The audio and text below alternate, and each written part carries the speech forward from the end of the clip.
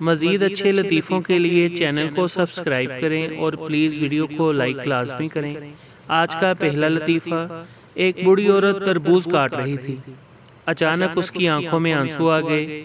پاس بیٹھی بہو نے ساس سے پوچھا، آپ پیاز تو نہیں کاٹ رہی، پھر بھی آنسو کیوں؟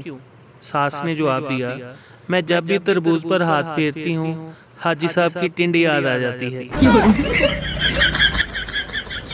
گرلز کالج کے باہر بلاسٹ ہوا۔ ایک رپورٹر نے زخمی لڑکی سے پوچھا، جب بم گرا تو وہ کیا ایک دم سے پھٹا؟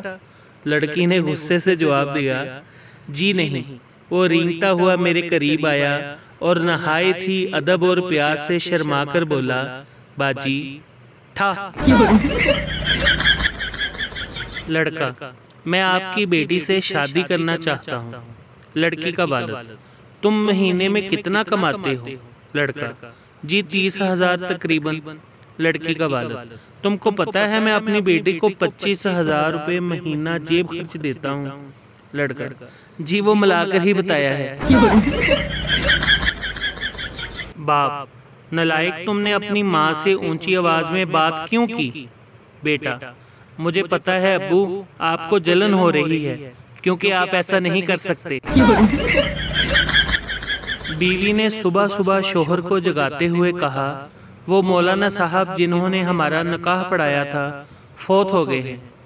شوہر نے کروٹ بدلتے ہوئے کہا، بے شک اللہ بہتر انصاف کرنے والا ہے۔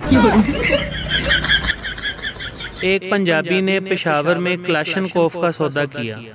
پٹھان، اگر آپ ساتھ لے کر جائیں گے تو 40,000 روپے اور اگر ہوم ڈیلیوری چاہیے تو 1 لاکھ۔ پنجابی، یہ لو 1 لاکھ روپیہ اور گھر پہنچا دیں۔ پٹھان، ٹھیک ہے گھر پہنچ کر بتانا۔